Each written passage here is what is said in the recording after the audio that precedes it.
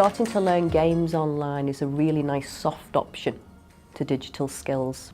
People get instant gratification from it. It's not too heavy. They don't actually realise that they're learning digital skills, to be honest, half the time. When they're engrossed with a game, they don't realise that they're using a finger on a tablet or something like that, and they're learning all those skills, and those skills can be applied to some other digital learning. Many people who we regard as our target population have quite low opinions of their ability to master these tablets.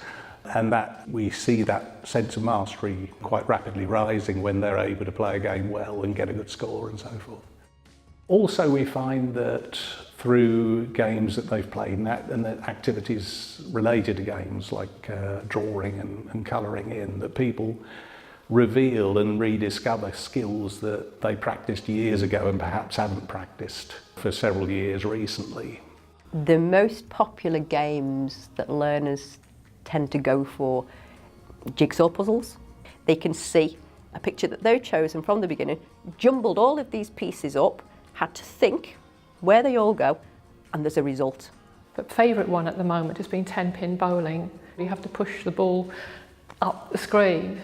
But it's been very successful. It's become quite competitive with people comparing their scores with the person next to them. Generally, competitions appears to be a fun driver.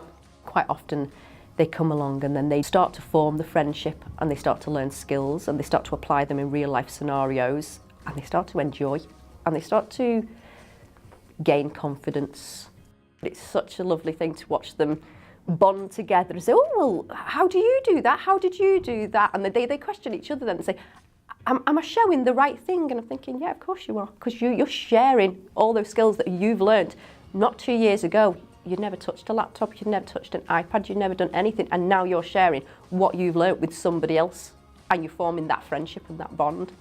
Even if they're playing quite a simple game, there are very often circumstances where, because of the behaviour of the device, suddenly they're faced with something that they can't reasonably expect to deal with, like pop-ups appearing or the window sliding off the screen or something that they won't recognise. We here find that it's easier to do one-to-one if people are interested in the games, just to get them started so they know what they shouldn't and shouldn't really touch on, things to be wary of, things to be aware of when they're playing games. And usually it's a hook, because once they start learning something, they think, oh, well, that leads to that, that leads to that. Once people can see the benefits of being online, even if it's getting in touch with friends and family, Skype, FaceTime, that sort of thing, they absolutely love it.